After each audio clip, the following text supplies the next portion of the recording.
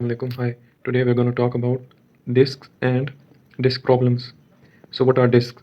There is a spinal disc between each of the 24 vertebrae in the spine. The discs act like shock absorbers in the spine, allowing you to rotate and bend.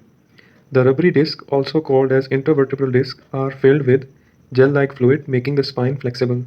The disc consists of three distinct components.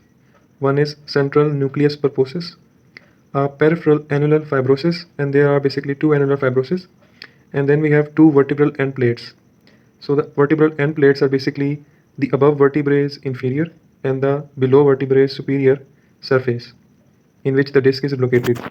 Here is a pic. You can see how our spine consists of vertebrae, and the vertebrae, two vertebrae hold a disc, and behind the disc you can see spinal cord and spinal nerves coming from it, and there is also presence of ligament in between the spinal processes. Okay, so what are the type of disc problem? Disc problems are disc bulge, disc protrusion, herniated disc, prolapsed disc. So what is a disc bulge? Disc bulge is an apparent generalized extension of disc tissue beyond the edges of the edge of vertebrae. The disc outer wall remains intact and the disc protrudes more than 180 degree of the disc circumference. Mainly the disc because the disc only gets swollen. Okay, what is disc protrusion? Disc protrusion, the disc outer wall remains intact and the disc protrudes 180 degree or less of the disc circumference.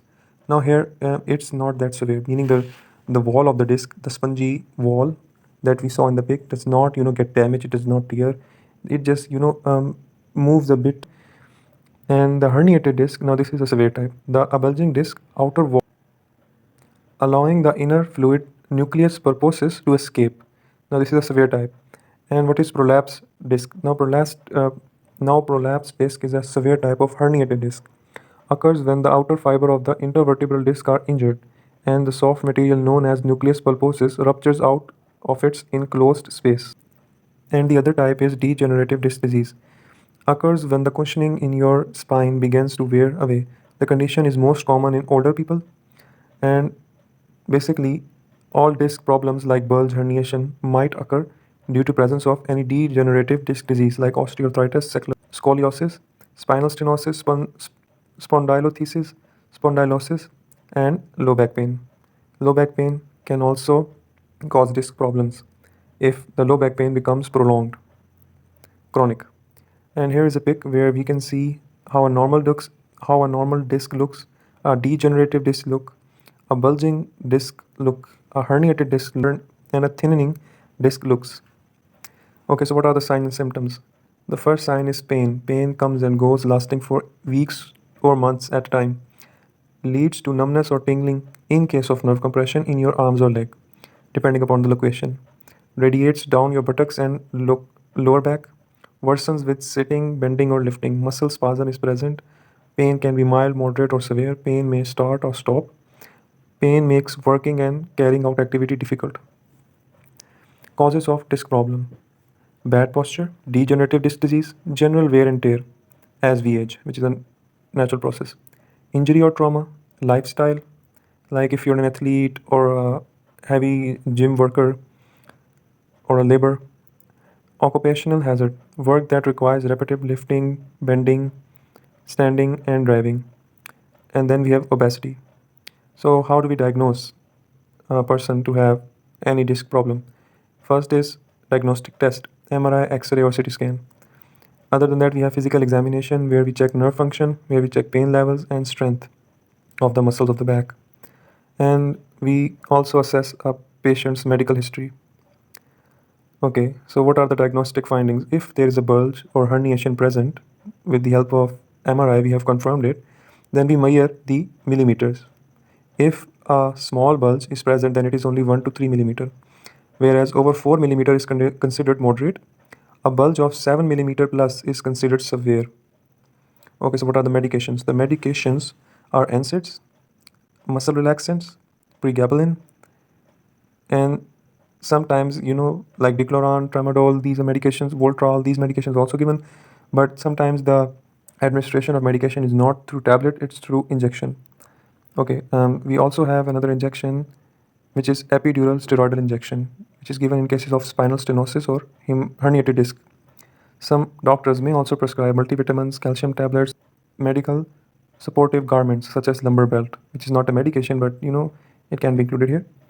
Treatment. So, what is the treatment of disc problems? First, we have medication, and then we have home remedies, because a lot of it does not a person does not gets a severe condition, meaning if you just rest, take care of yourself, do normal stretches by just googling it or going to any website or watching a video, then you can take care of yourself. Sites present that help in educating people about various problems that occur.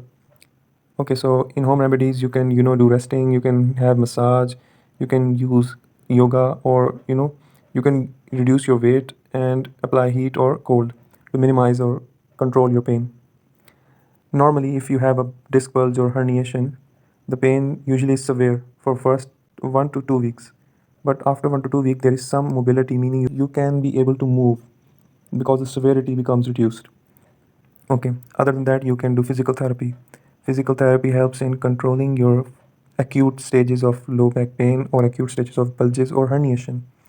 We can help in minimizing pain, we can help in making you able to move in your acute conditions, and help you manage your chronic conditions through our interventions.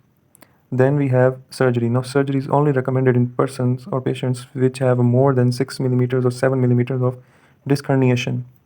And what are the surgical procedures? They are dissectomy, which is removal of part of disc to relieve pain, relieve pressure on spinal nerves. Then we have foraminiotomy, expanding the opening of your nerve root by removing tissue and bones. Laminectomy, in which we remove small portion of your spine, which is the lamina.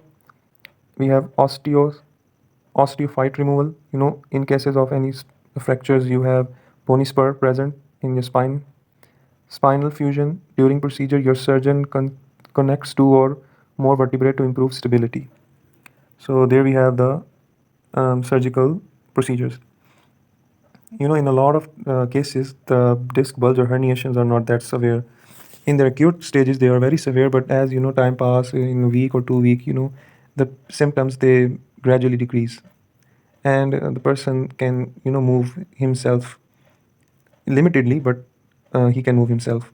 Meaning the pain, poor he if he does any heavy lifting, or if he moves abruptly or twists or bends his spine, then the condition may aggravate and become severe.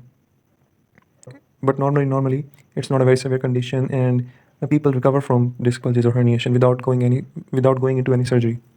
So what are the preventions? The preventions are: maintain a good posture, eat healthy and responsibly, maintain a good body weight, don't overexert your back, don't overlift heavy stuff,